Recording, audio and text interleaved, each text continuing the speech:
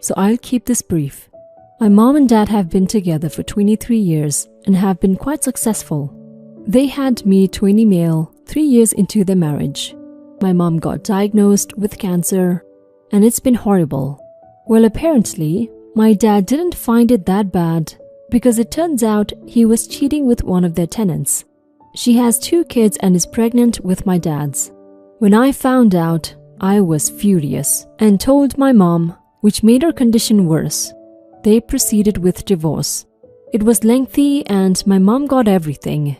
My dad tried to convince me to let him in their house to get his stuff, but I blocked him and wanted nothing to do with him. My mom evicted my dad's mistress and all was well. Turns out my dad had been paying his girlfriends. They've been skipping house and times have been tough for them. I came home from shopping a few days ago and they were on the front porch. My dad, his girlfriend and her kids were all there. They asked for a place to stay and I told them to get bent. In fairness, the house is large and can fit all of them. Do I care? No. I shoved my dad out of the way when he tried blocking the door and went in, and for the next few minutes they were banging until I threatened them with the police. Well, they were leaving and I was watching them from the top floor and I saw her slip and trip down the stairs. My dad called the ER and they came and took her. And I thought that was that until today when my dad came and yelled at me. He told me she miscarried and they have no money or a place to stay. I told him I don't care and he's dead to me. And I couldn't care less about his girlfriend's kids too. He stormed off and I got a call from my gran calling me a cruel loser and saying I killed my sibling. I just hung up, but my dad's side has been bombarding me and I've been called cruel by a few female friends. I'm just wondering, am I the a-hole and should I help? You're not the a-hole, OP, and you didn't put your dad where he is right now. He put himself there. He's the one who thought it was a good idea to cheat on his wife who was battling cancer and get his mistress pregnant. He's getting the consequences of his actions. He made his bed, he has to lay on it. You also didn't kill your sibling. Your grandma was wrong about that. An accident happened and your dad's mistress fell, not your fault. You don't have to offer any help to them if you don't want to. I would recommend therapy for you to process all this though. You seem to be angry, and while that's to be expected, don't let it consume you. Now for some comments. Not the a-hole. None of this was your fault. It's not your fault she tripped. And it's your dad's fault for the position he has put all of them in. And coming back to your cancer-riddled ex-wife that you cheated on for help, that crow must have tasted bitter as hell. He deserves what's happening to him. But I do feel for those 2 kids that got mixed up in a bad situation. Although a call to CPS about homeless kids would solve that quickly. Not the a-hole. It's unfortunate she miscarried, but life is all about choices. The only choice you made was to remove them from your life. They chose to commit adultery. They chose to randomly show up at your home. They chose to attempt to stop you from entering your home. They chose to yell and scream at you, and they chose to leave. It sucks. She fell and miscarried, but none of your choices caused that to happen. You didn't inseminate her or bring her to your porch. Your female friends are probably only hearing the word miscarriage and not considering all of the information. You don't owe him a place to stay or anything at all actually. I am, however, concerned about your degree of hatred. Not for his sake, but for yours. He is still a human, and losing a child is devastating. Regardless of how that child was conceived, you are treating him with contempt instead of indifference. This shows that you still care a great deal. You may want to seek counseling to try and work through your anger. You really don't want this level of hatred fueling the rest of your life. Where does your mom stand in all of this? It is her home, is it not? Story 2. My mother-in-law, 63 female, has been staying over during this pandemic. She can be a little overbearing, but she is a nice person, and it's been fine for the most part. Other people in the house are myself, 32 female, my husband, 33 male, and our kids, 6 female, 4 female, and 3 male. Every day, the younger 2 kids are in bed by 8 and the oldest by 9. My mother-in-law goes to bed around 11. My husband and I usually go to bed past midnight. Well, from 9 to 11, my husband, myself, and sometimes mother-in-law are in the living room watching TV, talking, laughing, etc. Sometimes I go to the bathroom and use the toilet or take a shower. My mother-in-law has been on my case about how I'm disrupting the kids' sleep and how we can't be so loud at night. If it were up to her, we would only be whispering past the kids' bedtime and not flushing the toilet after taking a shit. It's not like we're yelling or listening to music or partying. We're literally just doing normal everyday activities. Also, the kids sleep fine. The thing is, my husband has a history of being overly sensitive about his sleep. I think part of it is that he grew up in a pretty isolated rural area, so he didn't have to deal with street noise or light pollution. But I think my mother-in-law also played a part. She always turned on a white noise machine for him, didn't make any noise past his bedtime, and did whatever she needed to do in complete darkness lest the light coming in through the crack in his bedroom door disturb his sleep. As a result, my husband cannot sleep in hotel rooms or cars or planes or tents or really anywhere other than our own house or his mother's house. He needs a white noise machine or a fan in order to go to sleep. Back before we had kids, we used to live with roommates, and he would always have unreasonable expectations of them with regards to light and noise.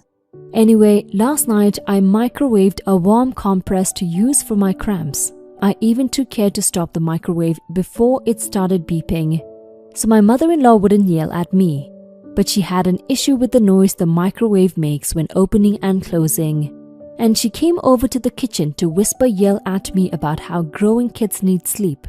I ended up telling her that I specifically don't go out of my way to avoid sleep disturbances for my kids because I see how detrimental my husband's sleep sensitivity is to his life, and I don't want them to end up like him.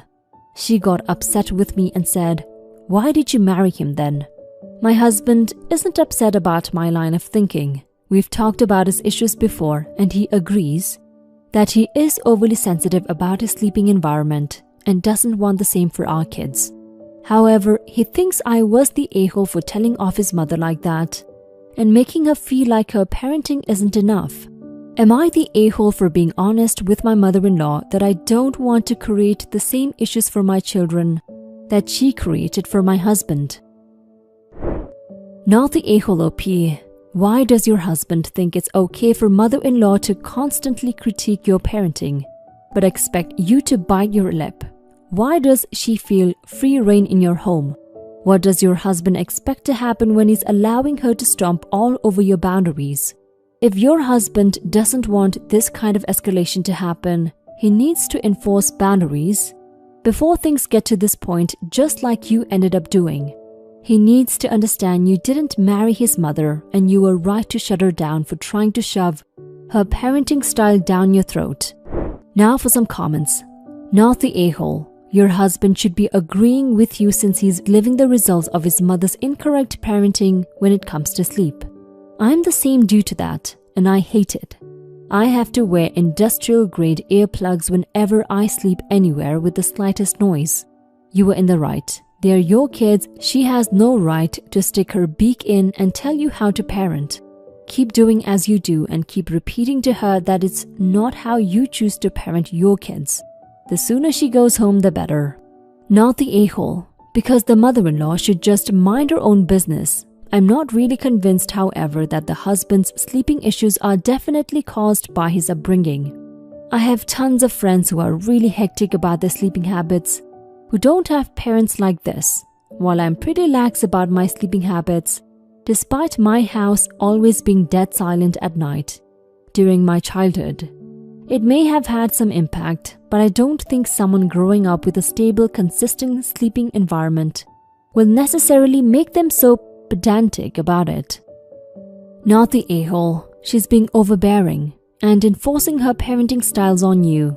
She isn't a parent to these kids, you are. If she doesn't like it, she can F off. How is your husband okay with you basically getting into whisper fights with her, but you can't just shut her up once? What you said is valid. It's crazy that he can't sleep in hotel rooms. The beds are so comfy. My boyfriend's mom made one of her old and tired jokes about how we can just have kids and she can take care of them. She literally lives on the other end of the US. I told her no because she's a trash mom. She hasn't bothered me since. Sometimes the swift hammer has to come down for them to really freaking stop. You being nice or brushing it off does nothing to them. Story 3. My husband and I have our own personal savings and checking accounts that we use for our personal purchases, like lunches or dinners out, clothes. Then we have a joint account we both contribute to equally for household expenses, like mortgage, car insurance, and utility bills. We each have a card tied to this joint account that we can use for household repairs or maintenance. We agreed that if we needed to use funds in the joint account for personal purchase, it should only be for an emergency and we would put back everything we took with our next paycheck. Last month, I noticed that my husband has been using the joint account for eating out while he's at work, and he's not putting back what he has spent. I asked him about it, and he told me that his card for his personal checking account was lost, but the bank was sending him a new one, and he would put back everything he used. I agreed and said that was fine, just take what you need. 2 weeks ago, I noticed that money was still going out of the joint account for lunches at work and not being put back into the account. So I confronted him and asked about his replacement card and when he was going to put the money back that he had used. He told me he has the card but just forgot. I told him that was not a good excuse and he needs to put back what he has spent because it wasn't fair. He told me that it was his money too and he can use it how he wants. He said I was being controlling and demanding. I told him that he had 1 week to put the money back into the account or I was going to the bank to remove him, and when bills were due, he could pay me with a check or do a wire transfer into the account because I could no longer trust him. I told him that we both agreed that the joint account was not to be used for personal purchases and that buying lunch for him and his co-workers is a personal expense that should be coming from his personal account. It is now 1 week and he has not put back what he has taken, so I called the bank and removed him from the account and cancelled his card. He just called me up yelling because he went to order pizza and his card was declined. I told him that I said I was going to take him off of the account for not repaying what he took, and I did. He's now saying I have embarrassed him in front of his co-workers and that I'm being financially controlling. He said that since he makes more than I do, he should be able to spend whatever he wants however he wants. I told him that was fine, he just won't have access to the money that I contribute for my smaller paycheck because I would prefer to stand by our original agreement. So am I the a-hole for taking him off of the account? Now for some comments. I would seriously start quietly checking his financial situation and be prepared for a rude shock that might be awaiting you. Don't forewarn him as he'll probably start rushing around trying to hide things, which he might already be doing. If everything is alright, then no worries, but you need to know if there are any problems now before they get worse. Take it from one who has been there. Not the a-hole, and I suspect something more may be going on than just money. How long have you had this particular financial arrangement? Perhaps he doesn't have much in his personal account anymore. Is he willing to share bank statements with you? Could he be attempting to hide the loss of a job, money being spent on an affair or sex services, gambling addiction, who knows? But it really seems like something else is going on and he needs to come clean. Not the a-hole. It was agreed between you that the joint account was for household expenses and that personal spending was separate. It's rather worrying that his reaction to his card being declined was to yell at you for embarrassing him. He had a new card for his personal account by then, and it should not have been a problem to pay for pizza with that card after the first was declined. By taking money from the joint account for personal spending, he was creating a situation where you were effectively paying more towards household expenses, despite being on a lower salary. That's not okay.